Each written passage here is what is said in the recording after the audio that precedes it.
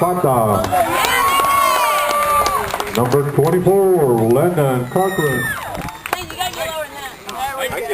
And the winner of the first prize $500 gift card is... Okay, when you're somewhere else, you keep that in mind, because we don't want any want any negative reports coming back from baseball. Down, not 50 there any, stay out there as long as they want.